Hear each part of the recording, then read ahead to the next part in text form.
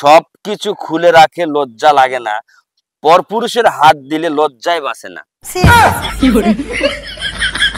আরে ভাই আপনি কি আজব কথা! আমি আসলে এখানে একটু দাঁড়িয়েছিলাম।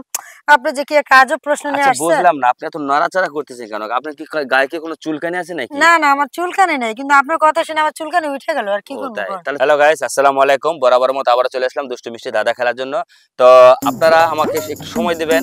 আর তার আগে দেখতে পাচ্ছি আপু আমার ডান পাশে দাঁড়ায় রয়েছে। আপুটা অনেক সুন্দর কিউট। যদি আপুর সাথে ভালোবাসা কেউ করতে চান তাহলে অবশ্যই আপুর নাম্বারটা আমার কাছ থেকে চেয়ে নেবেন। আমি কিন্তু দিতে প্রস্তুত। ধন্যবাদ। আপু আসসালামু আলাইকুম। ওয়ালাইকুম আসসালাম। আমি আসছি আপনার সাথে মানে আমাদের এক চ্যানেলের পক্ষ থেকে দুষ্টু মিষ্টি দাদা খেলার জন্য।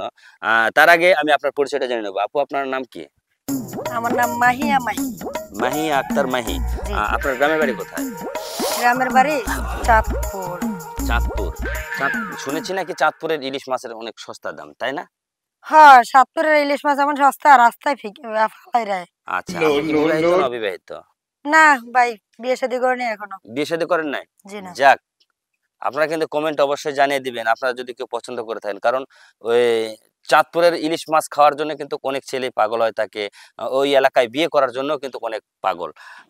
কি আপু কথাটা ঠিক আছে না? না সে তো অবশ্যই। কারণ আপুটা চাঁদপুরের মেয়েরা না চাঁদের মতো সুন্দর। এই দেখতেই পাচ্ছেন আমাকে। এই যে দেখেন একদম চাঁদ বরাবর। তো যাই হোক, আপুর প্রশংসা করাটা আমার পক্ষে সম্ভব না, কারণ সে একজন অবিবাহিত। আর বিবাহিত হলে না হয় একটা কিছু বলা পারতাম। তো এখন আমি যাব আমার কাজের ক্ষেত্রে, আমার মূল পর্বে। আপু আমি যে কথাটা বলছিলাম আপনাকে, যে গুগলি ধাঁধাটা খেলবো, এই ধাঁধার আপনি যদি ১০ সেকেন্ড সময় থাকবে, এই সময়ের মধ্যে যদি আমাদের সঠিক উত্তরটি দিতে পারেন তাহলে আমাদের চ্যানেলের পক্ষ থেকে আপনাকে ১,০০০ টাকা পুরস্কার দেওয়া হবে। ১,০০০ টাকা? হ্যাঁ, এটা পেয়ে কি আপনি খুশি না অখুশি? যদি পাই তো অবশ্যই খুশি। তাই? হ্যাঁ। ও আচ্ছা ঠিক আছে। তাহলে আমাকে আপনি পাবেন খুশি, মানে নিয়ে হবেন খুশি। আর যাওয়ার সময় মারা যাবেন আমার একটা ঘুষি। তাই না? আরে ভাই আপনি তো ভালো কথা হ্যাঁ, বলতেছেন। আচ্ছা এখন কথা হলো আমি চলে গেলাম আমার প্রশ্নের উত্তর, মানে উত্তরটা আপনার থেকে নেব। প্রশ্নটা আমি বলি। সবকিছু খুলে রাখে লজ্জা লাগে না, পরপুরুষের হাত দিলে লজ্জায় বাঁচে না। ছি, ছি, ছি, ছি। আরে ভাই আপনি কি আজব কথা! আমি আসলে এখানে একটু দাঁড়িয়েছিলাম। আপনি যে কি একটা আজব প্রশ্ন নিয়ে আচ্ছা আসছেন। বুঝলাম না, আপনি এত নড়াচড়া করতেছেন কেন? আপনার কি গায়ে কি কোনো চুলকানি আছে নাকি? না, না আমার চুলকানি নেই। কিন্তু আপনার কথা শুনে আমার চুলকানি উঠে গেল। আর কি ও করব তাই? বলেন? চুলকে দিব কি? চুলকে দিতে না, হবে? না, না, না আপনার চুলকে দেওয়া লাগবে না। তাই? হুম। আচ্ছা ঠিক আছে, তাহলে বলুন তো কোন জিনিস এটা?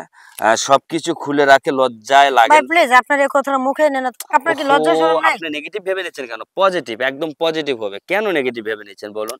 আপনাদের এমন আজব মেয়েরা প্রশ্ন আসলে করেন। এইরকম একটা স্বভাব, মেয়েদের স্বভাবটা মানে ভালো কিছু বলতে গেলে তারা অন্য মাইন্ডে চলে যায়। আসলে কিন্তু এটা ঠিক না ব্যাঠিক আপনারা কমেন্টে এটাও বলবেন তো আমাকে, আমি জানি না সঠিকভাবে আপনারা বলে দিবেন। বলুন। আচ্ছা দর্শক আপনারাই বলেন। এমন একটা কথা আমি এখনো বিয়ে করিনি। আনমেরিড একটা মেয়ের সামনে এমন ভাবে একটা কথা বললে আমি লজ্জা পাবো না? লজ্জার বিষয় না? ছি, আচ্ছা ছি, ছি। লজ্জাটা কি হলো দেখেন, সবকিছু খুলে রাখে লজ্জা লাগে না। সবকিছু খুলে ফেললো লজ্জা ছি। লাগলো না। কিন্তু পরপুরুষের হাত দিলে লজ্জায় বাঁচে না। পরপুরুষ যদি হাত দেয় লজ্জায় বাঁচে না। তাহলে এটা কি আবার খারাপ হলো না ভালো হলো? আপনারা বলেন তো ভাইয়া। আর আপনি কি ১,০০০ টাকা দিবেন? হ্যাঁ অবশ্যই দেবো, কেন দেবো না? আপনি যদি সঠিক উত্তরটি দিতে পারেন তাহলে অবশ্যই দেবো, কেন দেবো না? দর্শক দেখি পারে কিনা প্রশ্নের উত্তরটা। প্রশ্নটি হলো, আহ, আবারও বলি আপনাকে, ভাই আহ আপনার আর মুখে আনতে হবে না। সবকিছু খুলে রাখে লজ্জা লাগে না। সবকিছু আচ্ছা দাঁড়ান, আপনি আসলে আপুর হাসিটা দেখে আমারও একটু হাসি বাড়াইতেছে, কারণ আসলে জিনিসটা অন্যরকম। যে সবকিছু খুলে রাখে লজ্জা লাগে না, সবকিছু খুলে রাখে অথচ লজ্জা লাগে না, কিন্তু পরপুরুষের হাতে পড়লে লজ্জায় বাঁচে না। মানে এই জিনিসটা কি আপনারা অবশ্যই কমেন্টের মাধ্যমে জানিয়ে দিবেন। বলুন আপু।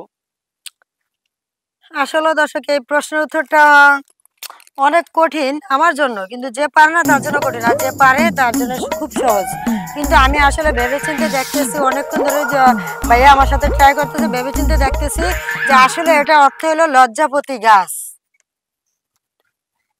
আমারটা যদি শিওর হয় আমি অবশ্যই ১,০০০ টাকা আজকে পাবো।